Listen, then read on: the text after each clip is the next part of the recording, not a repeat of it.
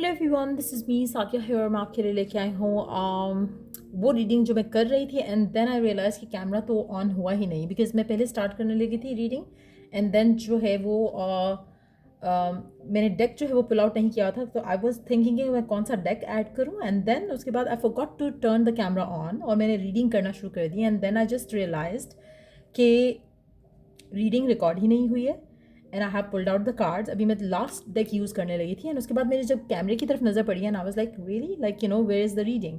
सो question क्या है, पहले हम उसके ऊपर बात करते हैं। सवाल ये था जब मैं लाइव आई कि आप रिलेशनशिप में आपकी शादी हो चुकी है with your specific someone and आपकी शादी जो है वो फ़िलहाल सेपरेशन में चल रही है। आपका पर्सन से सेपरेशन हुआ है, टाइम अपार्ट चल रहा है। आप जानना चाह रहे हो कि क्या आपकी शादी जो है वो आपकी शादी में रिकन्सिलिएशन पर्सन से हो जाएगी या नहीं होगी। सेपरेशन चल रही है राइट नाउ, चीज़ें बेहतर हो जाएंगी या नहीं होगी। तो ये सवाल था आपका, उसके ऊपर हम ये रीडिंग कर रहे थे और कार्ड्स हम पुल करी जा रहे हैं। बाद में मुझे मैं बोली जा रही हूँ एंड देन आई रियलाइज कि बेसिकली रिकॉर्डिंग नहीं हो रही है। So I am gonna continue with this energy क्योंकि I have invested so much into this reading, so इसलिए मैं इसको कंटिन्यू करूँगी। अभी हमने लास्ट डेक जो है वो यूज़ करना है जिसमें हमने टाइम निकालना है कि कब तक रिकन्सिलिएशन हो सकती है। बट रीडिंग शुरू करने से पहले रिमाइंड करवा दूं कि ये एक जनरल रीडिंग है, सबके साथ मैच कर भी सकती है और नहीं भी। सो जो बातें जो मैसेजेस मैच करते हैं उन मैसेजेस को पिक करो, बाकी सब कुछ छोड़ दो। अगर आप पर्सनल रीडिंग्स चाहते हो पेपॉल से या इजी पैसेज पेमेंट कर सकते हो, सिर्फ तभी रीच आउट करो ताकि आपका भी टाइम वेस्ट नहीं हो और मेरा भी। So let's dive into the reading जिसमें मैं कब से डाइव्ड इन हूँ और लेट्स सी। देखो, पहली चीज़ कि आपकी शादी इस इंसान से हो चुकी है राइट नाउ, सेपरेशन चल रही है। आप जानना चाहते हो कि शादी आपकी बचेगी, आपका पर्सन आपसे रिकनसाइल करेगा या नहीं करेगा। पहली चीज़, हमारे पास यहाँ पे 3 कार्ड्स हैं, 3 of cups, 8 of wands and S of cups, ठीक है। उसके अलावा हमारे पास यहाँ पे कार्ड्स हैं 5 of pentacles, 10 of swords and lot many other cards. अच्छा, यहाँ पे जो मुझे लग रहा है सिचुएशन जो है आपके और आपके पर्सन के दरमियान में, लेट मी सी, ठीक हो गया। वाओ। सो हमारे पास कार्ड से 10 of swords, 3 of swords, 2 of pentacles, 5 of pentacles, 10 of swords, temperance, 6 of swords, 3 of cups, page of cups. उसके बाद हमारे पास कार्ड से ये, ठीक है। Now what I see here कि अभी जो आप दोनों के राइट नाउ टाइम अपार्ट चल रहा है, इसमें आपके पर्सन के साथ पैचअप तो हो जाएगा, वो तो एक क्लियर कट एनर्जी है। लेकिन मुझे लगता है कि आप में से कुछ लोगों के लिए अभी आपको जो है पर्सन को के साथ पैचअप करने की कोशिश नहीं करनी चाहिए, स्पेशली उन लोगों के लिए जहाँ पर फैमिली वॉज द रीज़न या third party was the reason और आप दोनों की अपनी अनबन वॉज नॉट द रीज़न। अगर आपकी फैमिली, आपके पर्सन की फैमिली, पर्सन की लाइफ में कोई और पर्सन, आपकी लाइफ में कोई और person has been the reason जिसकी वजह से आपका सेपरेशन हुआ है, मुझे लगता है कि with the passage of time जो चीज़ें आपके पर्सन को नहीं पता वो खुलकर सामने आ जाएंगी। उसके बाद जब वो आपके पास आएंगे, उसके बाद जब वो पैचअप के लिए आएंगे तो आपके लिए उसमें बेहतरी है। अगर आप राइट नाउ पैचअप कर लेते हो उसमें फिर से सेपरेशन होने के चांसेस हैं। तो मुझे लगता है कि अभी थोड़ा सब्र करो, थोड़ा सब्र करके जब आपका पैचअप होगा तो उसका रिकन्सिलिएशन जो है वो लास्ट करेगा। उसमें जो क्लैरिटी आपके पर्सन को मिसिंग है राइट नाउ, वो क्लैरिटी आ जाएगी। अगर पर्सन थर्ड पार्टी में इन्वॉल्व था जिसकी वजह से आपका सेपरेशन हो रही है, चाहे वो थर्ड पार्टी फैमिली के सुनना था, चाहे वो थर्ड पार्टी किसी और की सुनना था, तो दोनों सिचुएशन में चीज़ें क्लियर हो जाएंगी आपके पर्सन की ज़िंदगी में। उसके बाद ये आपके पास जब वापस आएगा तो आपकी सिचुएशन इसके साथ ज़्यादा बेहतर होगी। सो गिवन सर्कमस्टांसेस में आपको थोड़ा वेट करना चाहिए। पर्सन जो है वो खुद आपके पास रिकन्सिलिएशन के लिए आएगा और आप दोनों का जो है पैचअप होकर स्मूथली चीज़ें आगे ज़िंदगी में बढ़ेंगी। अगर आप राइट नाउ कोशिश करते हो कि पैचअप हो जाए और person is not willing that much और उसकी ज़िंदगी में भी वो उलझने सुलझी नहीं है जिसकी वजह से ब्रेकअप हुआ आप दोनों का, तो मुझे लगता है कि पैचअप होने के शुरू में तो फिर सब सही रहेगा, उसके बाद फिर से ब्रेकअप हो जाएगा, फिर से रेजिस्टेंस आ जाएगी, फिर से लोगों का इन्फ्लुएंस आ जाएगा जो कि इट्स बेटर कि पहले जितना इन्फ्लुएंस आना है वो आ जाए, ख़त्म हो जाए, उसके बाद पर्सन आपके पास आए जब उसको क्लैरिटी हो कि आप सही थे और उसकी सारी अंडरस्टैंडिंग हो। थर्ड पार्टी चाहे वो फैमिली है या कोई भी सिचुएशन है, वो उसमें इन्वेस्टेड नहीं हो, तब वो आपके पास आएगा तो आपके लिए उसमें सक्सेस ज़्यादा है। अगर वो अभी आ जाता है आने वाले टाइम में जहाँ पर क्लैरिटी मिसिंग है, आपके परसू करने पे वो मान जाते हैं रिकन्सिलिएशन करने के लिए, वो लास्ट नहीं करेगा, उसमें फिर से थर्ड पार्टी का इन्फ्लुएंस आएगा और फिर से सिचुएशन जो है थोड़े टाइम के बाद में फिर से जो है वो ऑन एंड ऑफ सिचुएशन जो है वो चलती रहेगी इस इंसान के साथ, जो कि फुलफिलिंग एक्सपीरियंस नहीं बन पाएगा। सो अगर पर्सन टाइम ले रहा है तो आप इस टाइम को ऐसे देखो कि जैसे इसमें आपके लिए बेहतरी है और इवेंचुअली पर्सन खुद आपके पास आएगा सिचुएशन को वर्कआउट करने के लिए। सो इंस्टेड ऑफ वरिंग कि पैचअप होगा या नहीं, पैचअप हो जाएगा। अभी जो टाइम आपका लग रहा है इस पूरे सिनेरियो को वर्कआउट होने में, उसको लगने दो। गिवन सिचुएशन में आपको क्या करना चाहिए, उसमें आया है इनसिक्योरिटीज़ का कार्ड और सेल्फ इस्टीम। अपनी इनसिक्योरिटीज़ को दूर भगाओ, सेल्फ इस्टीम को स्ट्रॉन्ग करने की कोशिश करो, वरिड होना छोड़ दो। और जो भी आपके माइंड में इनसिक्योरिटीज़ आती हैं कि पर्सन क्यों नहीं आएगा वापस और क्यों ये होगा क्यों वो होगा, उसको टाटा बाय बाय करके अपनी ज़िंदगी से निकालो। चाहे जो भी सर्कमस्टांसेस हैं, पर्सन आपके पास वापस आएगा, आपके साथ रिकनसाइल करना चाहता है, कम्युनिकेट करेगा आपसे और आपके साथ खुश रहेगा।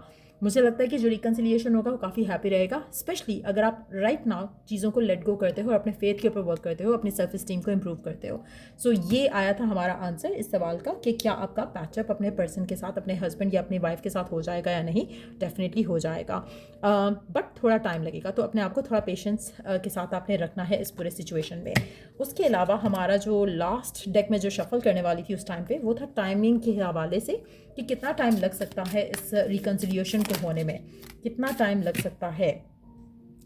Divine timing is at play, so definitely patience is required. Divine timing work कर रही है, इसको टाइम लगेगा।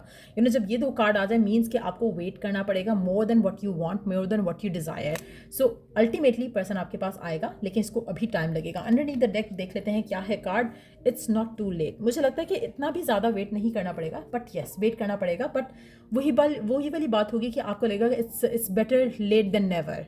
तो वो वाली सिचुएशन मुझे लग रही है कि यहाँ पे होगा। एज सच टाइम जो है वो नहीं आ रहा। अगर हम और कार्ड्स निकालेंगे डेफिनेटली कोई टाइम आ जाएगा, लेकिन that's not how it goes. So patience रखो, अभी चीज़ें वर्कआउट हो जाएंगी, आपके हक में बेहतर हो जाएंगी। कितनी जल्दी हो सकेगा वो आपकी इनसिक्योरिटीज़ कितनी जल्दी आप भगाते हो उतनी जल्दी हो जाएगा। एक चीज़ मैं मेंशन करूँ कि अगर आपकी फैमिली, आपके पर्सन की फैमिली वाज द रीज़न, या फिर अगर पर्सन की लाइफ में कोई third party was the reason, तो आप उसके लिए स्क्रिप्टिंग कर सकते हो, आप उसके लिए विजुअलाइजेशन भी कर सकते हो। सबसे इंपॉर्टेंट चीज़ जो है वो इनसिक्योरिटीज़ जो हैं उनको आपने टाटा बाय बाय करना है। Let's take one more card just to ask कि क्या चीज़ आपके पर्सन को राइट नाउ रोक रहा है, जिसकी वजह से वो फ़िलहाल और टाइम डिमांड कर रहे हैं, उनको और टाइम चाहिए। What is the reason? दो चीज़ें हैं। ये वाले कार्ड्स हम ऐड नहीं करेंगे बिकॉज ये हम देख नहीं पा रहे हैं, ये दो कार्ड्स हम देख रहे हैं। सो मुझे इन दो कार्ड्स को देख के तो लग रहा है कि जैसे वो इतना टाइम नहीं लगाएं शायद, क्योंकि उनको ऑलरेडी रिग्रेट है। जो मिस्टेक्स हुई हैं इस रिलेशनशिप में वो सॉरी भी फील कर रहे हैं। तो मुझे लग रहा है कि डेफिनेटली टाइम लगेगा, लेकिन इतना ज़्यादा टाइम नहीं लगेगा। और मुझे लगता है कि अगर अभी वो सॉरी फील कर रहे हैं, रिग्रेट फील कर रहे हैं, उनको वो क्लैरिटी शायद कहीं ना कहीं मिल रही है जहाँ पर उनको रियलाइज़ हो रहा है कि उनकी कहीं गलती हुई है उनसे, जिसके बाद वो आपकी तरफ एक्शन लेने की पोजीशन में आ सकेंगे।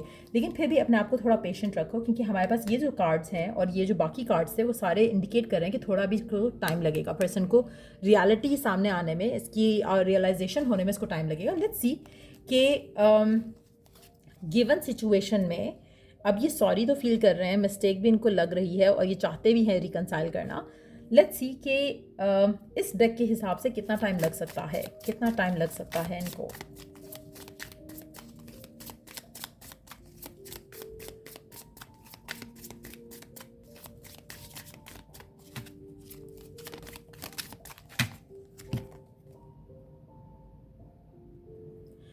आपके पर्सन ने या तो आपको चीट किया है, या उनका ट्रस्ट ब्रेक हुआ है, या फिर जिस थर्ड पार्टी के लिए उन्होंने आपको छोड़ा था उसने चीट किया है, उनका ट्रस्ट ब्रेक हुआ है या होना है। और जैसे ही ये हो जाएगा तो पर्सन आ जाएगा सॉरी फील करते हुए आपके पास। सो चाहे वो थर्ड पार्टी है एज इन उनकी फैमिली है जिसकी वजह से आप दोनों का दरमियान में रिलेशन जो है वो ख़राब हुआ। जैसे इस कार्ड के बारे में जब हम बात कर रहे थे, जब मैं रिकॉर्ड नहीं हो रही थी वीडियो, तो मैंने यही बात की थी कि कुछ ऐसी चीज़ें हैं जो कि इनको रिवील होनी है। जब वो रिवील हो जाएंगी तो पर्सन आपके पास आ जाएगा, तो उसको बहुत ज़्यादा टाइम भी लग सकता है, बहुत कम टाइम भी लग सकता है। लेकिन मीनवाइल आपने क्या करना है, आपको जो इनसिक्योरिटीज़ है ना, आपने उसको जो है ना हैंडल करने की कोशिश करनी है। अपनी सेल्फ इस्टीम को जो है वो स्ट्रॉन्ग करना है, अपने बिलीफ सिस्टम को स्ट्रॉन्ग करना है, कॉन्फिडेंस को स्ट्रॉन्ग करना है। पर्सन खुद आपके पास वापस आएगा। Let me take one card from the middle of the deck. Currently आपका पर्सन आपको लेकर करंट सिचुएशन में क्या सोच रहा है, जो भी आपका हस्बैंड है या वाइफ है, क्या सोच रहा है आपका पर्सन राइट नाउ आपको लेकर राइट नाउ। गुड टाइम्स चाहता है, गुड टाइम्स मिस कर रहा है। सो डेफिनेटली मुझे नहीं लगता कि आपको ज़्यादा वेट करना पड़ेगा। हाँ, हो सकता है कि longer than what you are wanting to wait basically, लेकिन डिवाइन टाइमिंग इज़ वर्किंग। तो इट सीम्स लाइक कि पेशेंस के साथ आप अगर वेट करते हो, पेशेंस के साथ चीज़ों को लेकर चलते हो, चीज़ें वर्कआउट हो जाएंगी। एक और चीज़ मैं यहाँ पे मेंशन करूँगी, अगर पर्सन आपको अप्रोच करता है आने वाले दिनों में रिकन्सिलिएशन के लिए, तो मेक श्योर करो कि जो चीज़ें पहले इशू बनी है वो दोबारा इशू ना बने। कहीं भी कुछ ऐसा नहीं होना चाहिए। क्लियर कट कम्युनिकेशन होनी चाहिए हर चीज़ को लेकर, ताकि चीज़ें जो है वो स्मूथली आगे बढ़ सकें।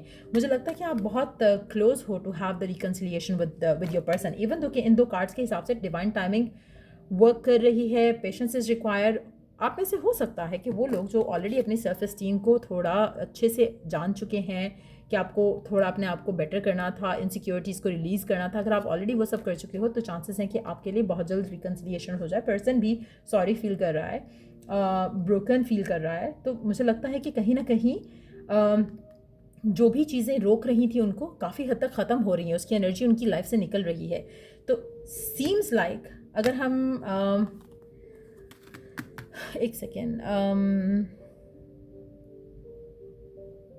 हफ्ता महीना, कितना हफ्ता या कितने महीने लग सकते हैं? 2 वीक्स 2 मंथ्स। सो 2 वीक्स 2 मंथ्स का टाइम लग सकता है आपके पर्सन को स्टिल। लेकिन अपने आप को पेशेंट रखो, ज़्यादा ऑब्सेस नहीं हो अराउंड द रिकन्सिलिएशन, और पर्सन खुद वापस आ जाएगा। सो ये थी रीडिंग आप लोगों की। अगर आपको हेल्प किया हो, गाइड किया हो, तो लाइक शेयर सब्सक्राइब ज़रूर करो। अच्छा, एक और कार्ड अभी हम ऐड कर लेते हैं जस्ट टू नो कि आपको गिवन सिचुएशन में क्या करना चाहिए। एक तो इनसिक्योरिटीज़ वाला कार्ड आ गया था कि वो आपको अपनी इनसिक्योरिटीज़ के ऊपर वर्क करना चाहिए, पॉजिटिव रखना चाहिए अपने आप को, नो दैट कि आपका पर्सन आपको मिस कर रहा है, सॉरी फील कर रहा है फॉर वट एवर हैपन्ड, और लेट्स सी कि आपको गिवन सिचुएशन में और क्या करना चाहिए।